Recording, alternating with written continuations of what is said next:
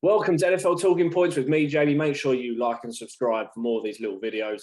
We're going to go through the three Thanksgiving games. We've got the Bears against Lions as Andy Dalton scrapes a bore fest with Jared Goff. We've then got the Raiders Cowboys classic in overtime as the Raiders take a field goal win after about 166 yards of Cowboy penalties. Then we'll sum it up with the Buffalo Bills easing past the New Orleans Saints, who just only scored 6 points at home at the Dome on Thanksgiving. There is nothing to be thankful for if you're a New Orleans Saints fan. So make sure you like and subscribe, and let's go through them. First things first, let's go through the Chicago Bears 16, Detroit Lions 14. Bears, happy Thanksgiving to them. Of course, they have snapped a 5-game losing streak. Andy Dalton, 317 passing yards, a touchdown, poor interception, as the Bears managed to get rid of 8 minutes 30 off the clock to kick a game-winning field goal. It wasn't great for Chicago. Dalton was obviously starting instead of Justin Fields. It wasn't good mostly, but a 52-yard bomb to Darnell Mooney followed a 17-yard touchdown strike to Jimmy Graham, obviously the tight end. That touchdown strike to Jimmy Graham, although sparked into a quite poor offense, the Bears offense did struggle into the second half, and it allowed the Lions to hang around and take a late lead into the fourth quarter.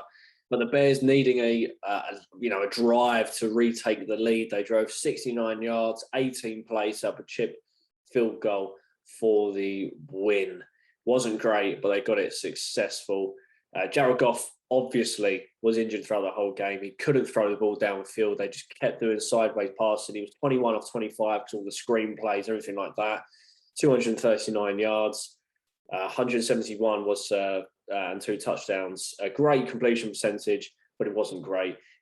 The stats look good, but realistically, if you watch the game, the boos from the Lions fans, I'm surprised Detroit Lions fans actually turned up for it, was incredible.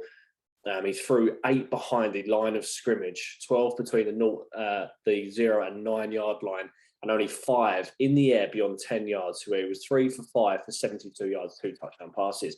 Clearly, he was only able to throw just 5 past 10 yards. It wasn't great, despite a good throw to Josh Reynolds, who managed to break a couple of tackles for the touchdown. Matt Nagy is clinging on to his job. Everything before this game was showing, and apparently it was leaked that he was going to be sacked after this game, no matter what the score. They won the game just.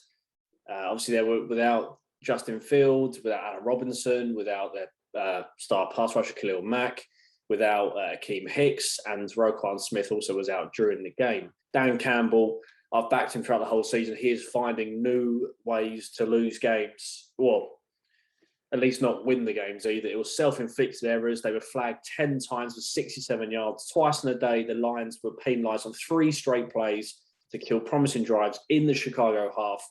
And it's very rare to see a team with a 3rd and 2. Detroit did it twice on Thanksgiving.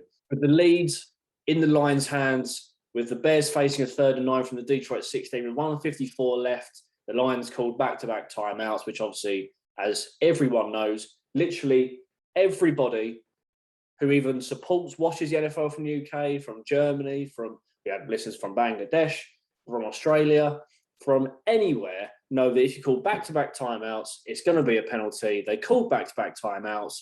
What a shock. Penalty.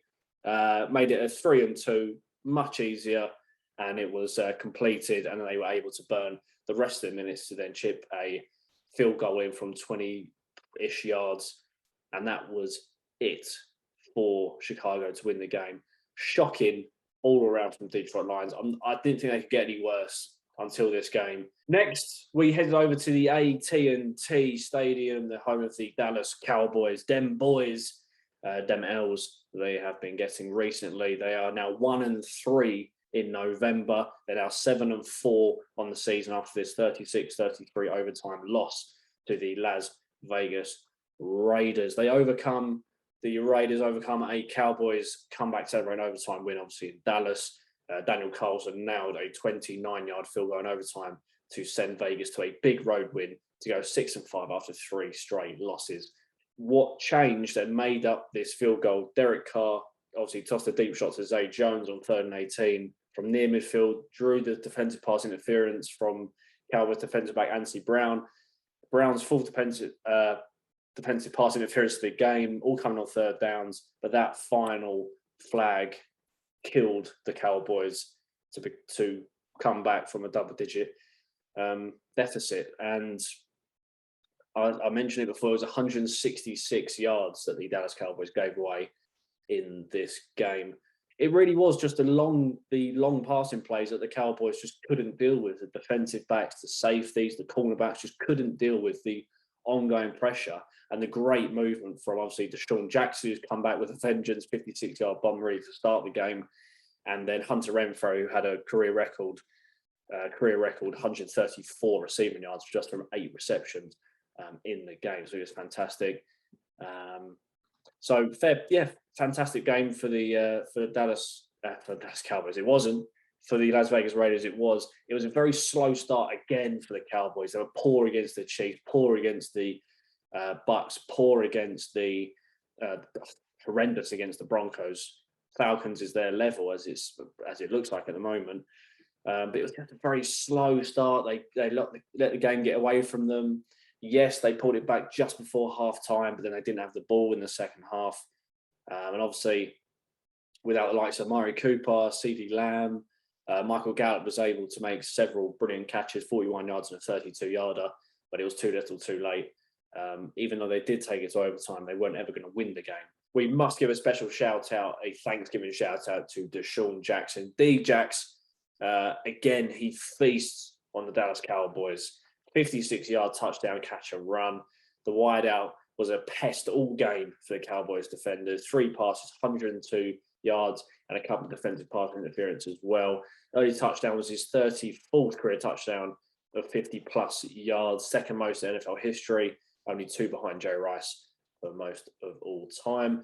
It was also his 4th career receiving touchdown of 50-plus yards at the AT&T Stadium, ties with Des Bryant and Amari Cooper for most such touchdowns in stadium history. The game, though, itself was summarised by 28 accepted penalties of 226 total yards. The Raiders were flagged for 14 times for 110 yards. Cowboys 14 times 2 for 166 yards. The Raiders earned 7 of their 28 first downs by penalty. The Cowboys 4 of 23. None were obviously more significant than the massive flags on Brown that kept the Raiders' drives alive, in position to hit that winning field goal. So very poor, again, from the Dallas Cowboys. Don't know where they go from here. They're not doing much on offense. Defensively, they're relying on Trevon Diggs to make plays. He just wasn't able to get into the game.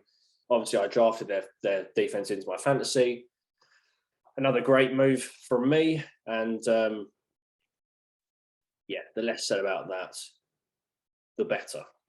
Moving on to Thursday Night Football, we had the Buffalo Bills traveling to the New Orleans Saints, and the Buffalo Bills feasted on a shocking New Orleans Saints at the Dome. 6 points scored in front of your home crowd. Not a happy Thanksgiving down in New Orleans. Buffalo Bills 31 scored, and I thought they were poor. Josh Allen, yes, he got the Bills back on track. 2 shocking interceptions, but he was able to find Stephon Diggs and Dawson Knox, and that was it really for the whole game.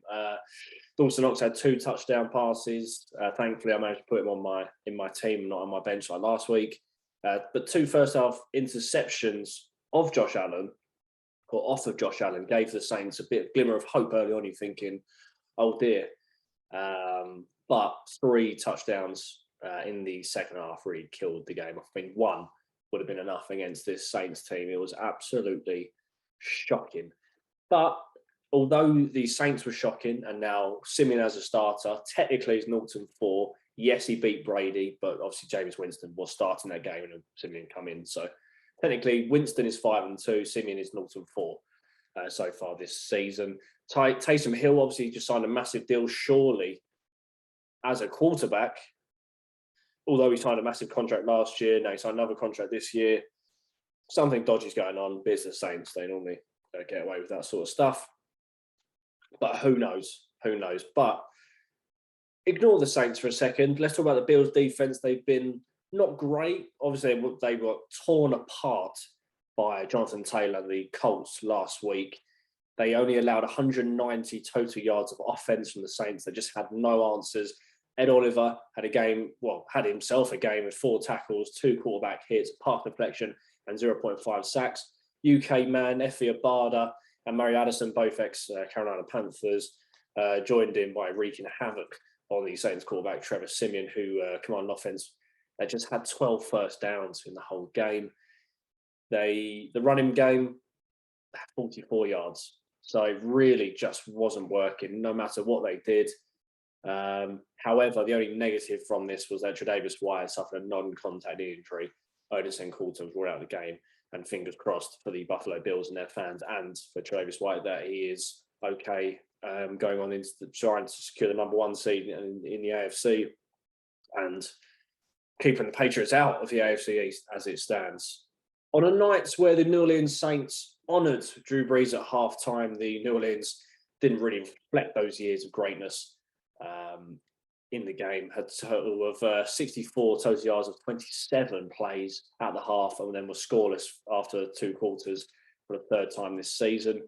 Sean Payton's offense, yes, you can say, yes, they've got injuries to Mark Ingram and Alvin Kamara, but there's plenty out there. Le'Veon Bell just got released. At least bring them in for a game.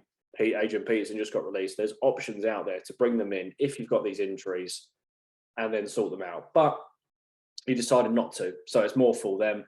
Yes, Saints have had an injury season, but all teams have injuries. Panthers haven't had the same O-line since week 1 of the season.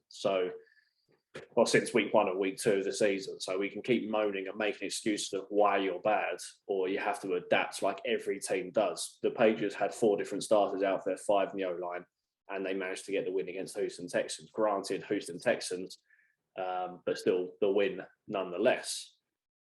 Simeon completed 17 of 29 passes with 163 yards and a touchdown, obviously 1 interception, and that was really it. However, Saints, at least they got to see Drew Brees, who addressed the, I say packed house. I mean, I thought there was quite a lot of Bills fans, but it's just what I say. But they are now on a 4-game losing streak, the New Orleans Saints going in. And this is normally where they're good and they're awful at they're normally great in the regular season and awful in the playoffs. As it stands, there's no way this team is getting the playoffs. You can say that this stout Saints defense is going to waste. Of course it is. Look at the Panthers as well. They've got 2 very good defenses in the same division who, unfortunately, have got an offense, both teams, that are lacking, hence why they find themselves losing 6 games 12 weeks into a season. They managed to hold the Bills down to 10 first-half points, forcing 2 turnovers, and somehow the New Orleans were in the game. Cornerback Bradley Roby found his first interception, and Kayvon Alexander made a fantastic interception off a tip pass. Ultimately, as it has been all season for the New Orleans Saints, the defense was failed by its offense and left drained by the Bills. 24 unanswered points to start the game. Josh Allen went for 11 out of 14, 136 yards, 3 touchdowns, interception on all play action passes. So it's a nice little thing. And also Matt Breida got another touchdown for the Buffalo Bills. He is rolling. Many thanks for watching. If you want to keep up to date with all of our stuff, make sure you go ahead and like and subscribe. We will be back with the review show to see how we did our predictions. We've got a massive prediction table going and I am winning by 2 as it stands. And then we will be back next week with the preview show for all games week 13 in the NFL season as we come into the climax of the 2021 regular season. Many thanks for watching and we'll see you next time.